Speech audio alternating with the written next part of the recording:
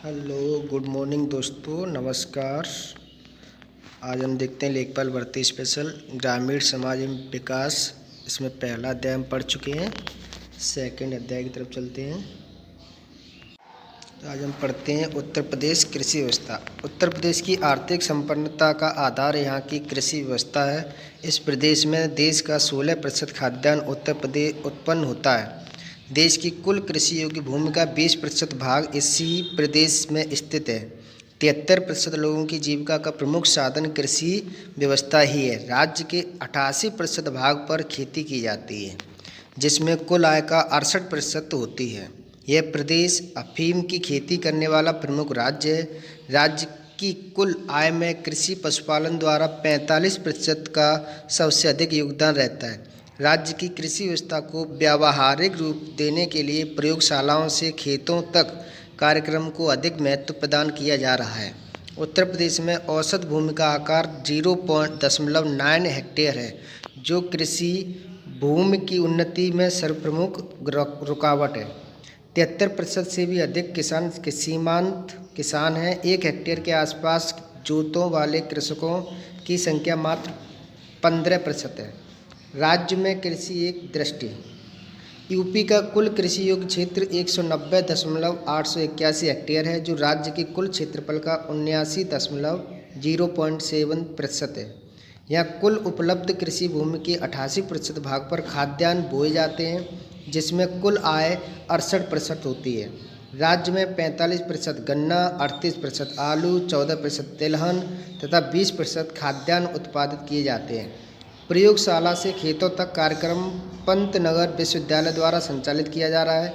वर्तमान समय में यह राज्य देश का सबसे बड़ा आलू, गन्ना, दलहन और गेहूं तथा दुग्ध उत्पादक राज्य है। प्रदेश का कुल बोया जाने वाला क्षेत्र 248.07 हेक्टेयर है, जिसमें से कुल 67.69% भाग सिंचित है। देश के कुल खाद्यान्न में अकेले यूपी का योगदान लगभग 18% है। राज्य में देश के कुल आमला का 46% उत्पादन होता है। देश के खाद्यान्न में यूपी का स्थान पहला तथा पंजाब और राजस्थान क्रम से दूसरे और तीसरे स्थान पर है।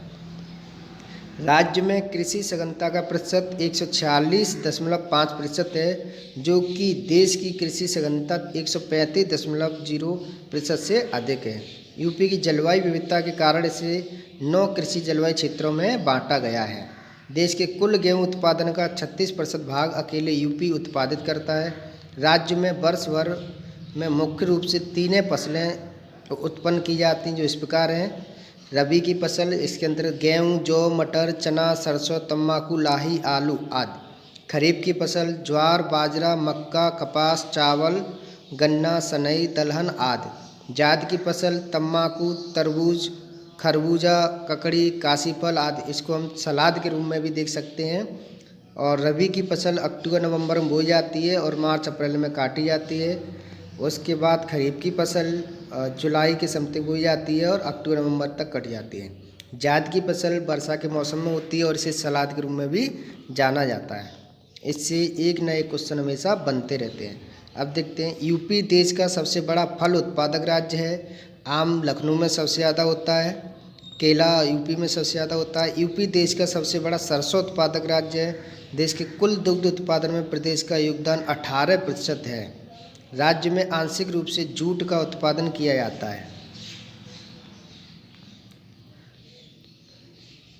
राज्य में कृषि निर्यात। आम एवं आलू की फसलों के निर्यात को प्रोत्साहन देने हेतु तो केंद्र सरकार द्वारा राज्य में 2 कृषि निर्यात क्षेत्रों की स्थापना की गई है। लखनऊ आम के लिए तथा आगरा आलू के लिए 7 नवंबर 2001 को की गई। सहारनपुर आम के लिए दिसंबर 2001 में कृषि निर्यात क्षेत्र की सूची में शामिल हो गया। निर्यात क्षेत्र लखनऊ आम, इसके अंतर्गत लखनऊ, सीतापुर, बाराबंकी, उन्नाव, हरदोई। सहारनपुर में देखेंगे आम के लिए जाना जाता है सहारनपुर, मेरठ, मुजफ्फरपुर, बागपत, बिजनौर, बुलंदशहर। आगरा की बात करेंगे तो आगरा, मेरठ, कन्नौज, हाथरस, फर्रुखाबाद, बागपत।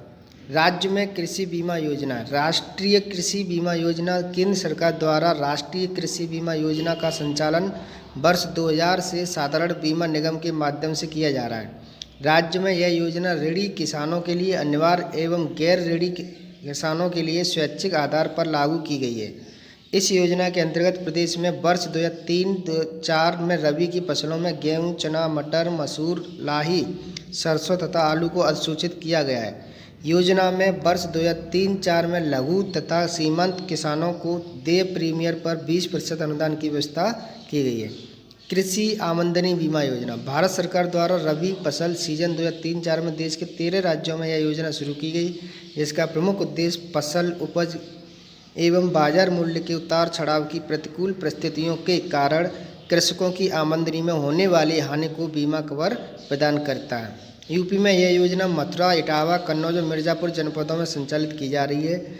जलागम विकास निधि योजना यह राज्य में यह योजना नाबार्ड एवं भारत सरकार के सहयोग से उन जनपदों में चलाई जा रही है जहां की सिंचित क्षमता 30% कम है। अब हाल ही में केंद्र सरकार द्वारा फसल बीमा भी चालू की गई है, जिसमें सब रबी की फसल के लिए ज़्यादा वो दिया गया है अनुदान। उत्तर प्रदेश खाद्यान्न उत्पादन उत्तर प्रदेश की अर्थव्यवस्था का आधार कृषि है। इस प्रदेश में देश का 19.87% खाद्यान्न उत्पन्न होता है। मूंगफली, गन्ना, कपास, सरसों, अलसी, तिल और तंबाकू यहाँ की प्रमुख नकदी फसलें हैं। देश की कुल कृषि योग्य भूमि का लगभग 20% भाग यूपी में स्थित है। फसल उत्पादन यूपी में मुख्यतः 3 प्रकार की फसलों की खेती की जाती है, रबी, खरीफ और जायद। रबी की फसल यह फसल अक्टूबर-नवंबर में बोई जाती है, मार्च-अप्रैल में काट ली जाती है। इसकी मुख्य उपज गेहूं, जौ, चना, मटर, सरसों, तंबाकू आदि है। प्रांत के कृषि क्षेत्र में लगभग 24% सबसे ज़्यादा भाग पर गेहूं और 18% भाग पर चावल की खेती की जाती है। क्षेत्रफल सहारनपुर, मेरठ, अलीगढ़, मुजफ्फरनगर मुख्य रूप से पश्चिमी यूपी के जिलों में तथा गंगा जमुना के दुआब में। खरीफ की फसल यह फसल अप्रैल, मई व जून, जुलाई में बोई जाती है और अक्टूबर-नवंबर में काट ली जाती है।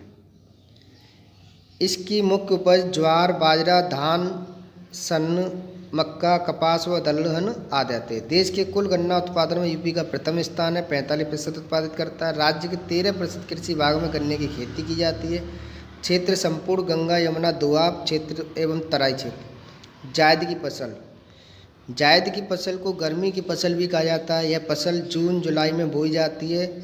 इस फसल में फल, फूल, सब्जियां जैसे ककड़ी, खरबूजे तथा विशेष प्रकार की चावल की फसलें उगाई जाती हैं। सरकारी आदेशानुसार यूपी का एकमात्र जिला गाजीपुर में अफीम की खेती की जाती है। उत्तर प्रदेश की प्रमुख फसलें गेहूँ यूपी में गेहूँ की कृषि मुख्य रूप से अक्टूबर-नवंबर में बोई जाती है। मार्च-अप्रैल में पौधा पहनों के कारण तापमान में होने वाली अचानक वृद्धि के कारण पक जाती है। गंगा यमुना, गंगा घाघरा नदियों के मध्य का क्षेत्र गेहूँ उत्पादन में अग्रणी है। गन्ने के उत्पादन में गोरखपुर, मेरठ, कुशीनगर, देवरिया प्रमुख है। गन्ने के उत्पादन की दृष्टि से यूपी भारत में प्रथम स्थान पर है।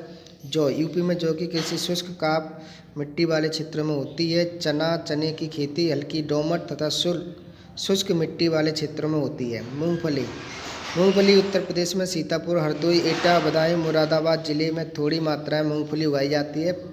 पटसन गोरखपुर तथा देवरिया में पटसन की खेती की जाती है। चावल हिमालय की तराई से जहां उपजाऊ भूमि, वर्षा की प्रचुरता एवं अनुकूल जलवायु दशाएं चावल बोया जाता है। यूपी के कुल क्षेत्रफल में 18% भाग पर चावल की खेती की जाती है। बाजरा यूपी में बाजरे की कृषि मुख्य रूप से शुष्क जलवायु वाले उन क्षेत्रों में होती है जहां सामान्यतः 50 सेंटीमीटर से कम वर्षा होती है। मक्का का उपयोग गरीबों के खाने में शरबत, स्टार्च तथा ग्लूकोज बनाने में प्रयोग होता है। अरहर यूपी में अरहर के मुख्य उत्पादक जिले में वाराणसी, झांसी, ललितपुर, प्रयागराज तथा लखनऊ मुख्य है। सरसों यूपी भारत का सबसे सरसों उत्पादक राज्य है। प्रदेश में सरसों की कृषि रबी की फसल तथा गेहूं व जौ के साथ बोई जाती है। जूट यूपी के तराई क्षेत्र सरयू तथा घाघरा नदियों के दोआब में जूट पैदा की जाती है। चीनी उद्योग देश के कुल गन्ने का क्षेत्रफल 55.56% तथा गन्ना उत्पादन 47.52% है। राज्य में कुल 101 चीनी मिलें कार्यरत हैं, जिसकी कुल पैरोई क्षमता 3.73 लाख TDS है। इन मिलों में 27% सरकारी क्षेत्र, 22% चीनी निगम तथा 52 निजी क्षेत्र में है। गन्ना प्रजनन एवं अनुसंधान हेतु शाहजहाँपुर में एक गन्ना शोध परिषद स्थापित की गई है, जिसके अंतर्गत लक्ष्मीपुर, सुल्तानपुर, सेवरी, कुशीनगर, गोला, गोलकर्णनाथ, गोरखपुर, मुजफ्फरनगर, गाजीपुर एवं शाहजहाँपुर में गन्ना शोध एवं बीज संवर्धन केंद्र स्थापित है। आगे देखते हैं कृषि विविधीकरण परियोजना। परियोजनाओं की रूपरेखा। विश्व बैंक द्वारा पोषित राज्य कृषि विविधीकरण परियोजना द्वारा राज्य के लगभग 70 जनपदों के चयनित विकास खंडों में आधारभूत सुविधाएं तथा ग्रामीण सड़क हाट पैठ पहुंच, पशु तथा फल एवं सब्जी बाजार, कृषकों की सहभागिता से तकनीकी विकास, तकनीकी प्रसार आदि द्वारा प्रभावी ढंग से कृषि उत्पादन एवं विपणन को प्रोत्साहित करने की परिकल्पना की गई है। कृषि विविधीकरण परियोजना गरीबी उन्मूलन एवं रोजगार सृजन के प्रयासों में भी सहायक सिद्ध होगी। परियोजना के मुख्य उद्देश्य हैं राज्य की भूमि एवं जलवायु तथा मांग के अनुसार कृषि में विविधीकरण को प्रोत्साहित कर कृषि क्षेत्र के विकास, गरीबी उन्मूलन व रोजगार सृजन के प्रयासों द्वारा राज्य शासन को सहायता पहुंचाएगी। कृषि विविधीकरण परियोजना विश्व बैंक द्वारा संचालित है। सीधे सीधे क्वेश्चन बनेगा यहाँ से। परियोजना की अवधारणा एवं क्रियान्वयन कार्यप्रणाली। विविधीकरण एवं सघनीकरण। नीचे से ऊपर दृष्टिकोण, सापेक्ष ऊपर से नीचे दृष्टिकोण, मांग आधारित सापेक्ष,